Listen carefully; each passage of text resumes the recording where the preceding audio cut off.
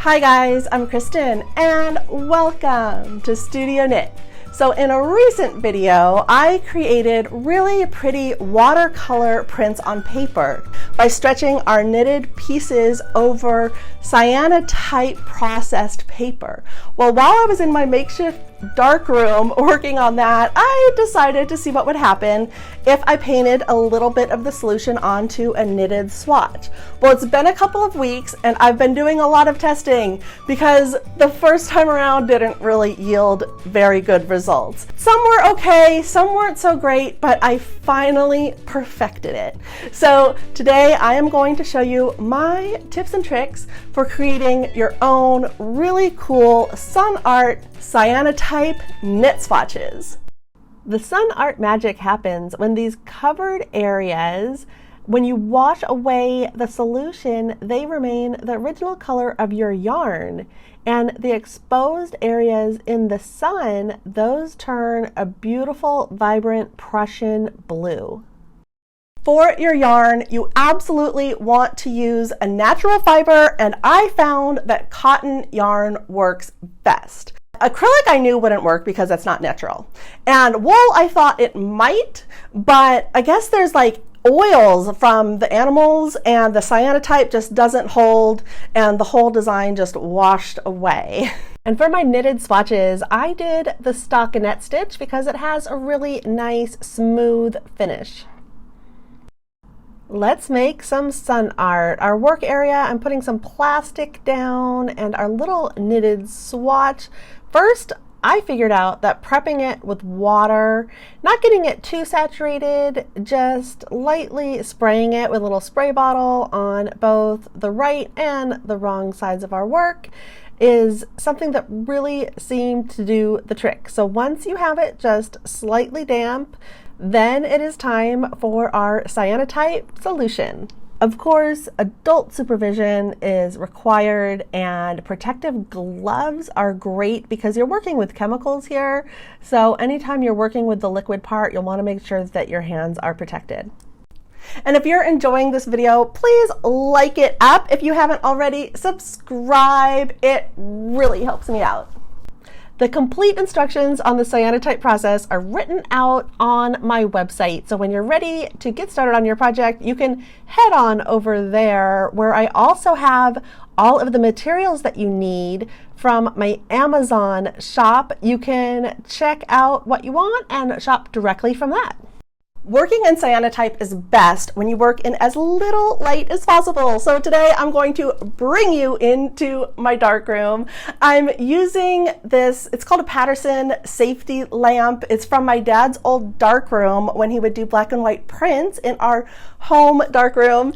So it's really special to me and it's a good way for me to be able to show you what I'm doing, but you can just work in as little light as possible. Just have the door cracked open enough so you can see what you're doing, but have the room sort of dark. The cyanotype set that I have, there's bottles A and B. So you start out by filling those up with water. They say distilled water, but I just used tap and that worked perfectly fine.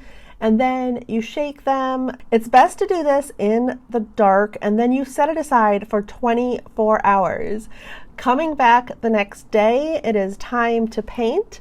And just a little plastic cap I'm using here. You do half of solution A, half of solution B, just mix it up.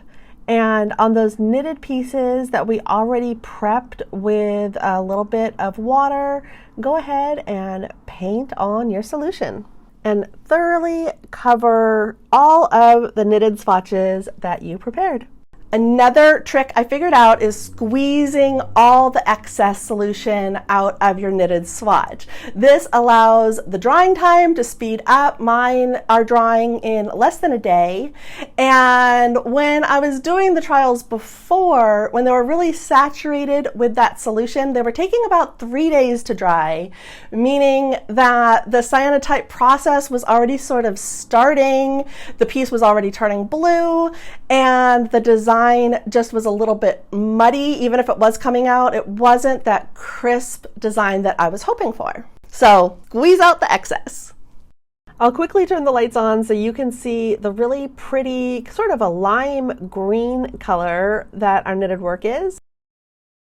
And we're going to want to let it dry. I am going to string them up onto a plastic hanger. You'll want to hang your pieces up to dry in a very dark location where family members won't disturb it. So I'm going to place mine in a hallway closet that closes, and it's pitch dark when the door is closed, and I put a little note on it as well to discourage people from opening it. Now, for your design objects, you can get really creative. What I found for knitted swatch cyanotype is that a really solid object or solid design, just black and white, is what works best. So when I was doing the transparencies of black and white and gray, those weren't turning out very well. Now, when I tried them on paper or even fabric, they turned out great. But for the knitted swatches, you definitely want really bold black and white, strong designs. I was inspired to give this wall hanging that we have in our dining room a try. So I started out by taking a picture of it, and then I turned it black and white. I reversed it, and then I inverted it to turn it into a negative, and then I wanted it to be that solid color, so I turned it into straight black and white. And then printed it out onto my transparency film and let it set out to dry for at least 15 minutes before I cut them out. Oh, and you'll notice on the transparency film instructions that you want to make sure that you print on the rough side of the paper and not that really slick, smooth side, or else your ink is totally going to smear. One of the transparencies that I created was of my dog, ROXIE. This is a drawing that my very talented Aunt Paula did. I love it, and I thought it would look really cool in a cyanotype process. Now, I figured out that for knitting, it wasn't working because there are so many different shades of black and gray and white in it that it just didn't pop. However, when I tried it on some fabric, just a little piece of muslin, it turned out beautifully. It's the next day, our pieces are dry, and it's ready to go into the sun. And just like we did for the paper prints, the best time to go out into the sun is at high noon. So I have a website linked below, and you can check out exactly when that is for your location. You'll start out with a board for your base, and then place your knitted work right side up, then your artwork. Place a pane of glass over that. All I did was pop some glass out of a picture frame, and then have something to weigh it down a little bit to keep it in place, especially if it's a windy day. It's recommended to have them bask in the sun for 5 to 15 minutes. Super bright day, I did about 10 minutes, and you'll see your knitted swatches turn sort of this grayish blue tone, and now it's bath time. I like to save water, so I found that just running it under some water with a little bin to catch the runoff, and I kept doing it until the water ran clear, which was only about 5 minutes for me. And then to help speed up the process to make those colors really pop, add 1 teaspoon of hydrogen peroxide per 1 cup of water, and just let that sit in a bath for about 5 minutes, and you'll see just how vibrant and beautiful they are. And during bath time, you can also wring your knitted piece out. It still lies flat, dries beautifully. You can either hang it or lie it flat if you're not in a hurry.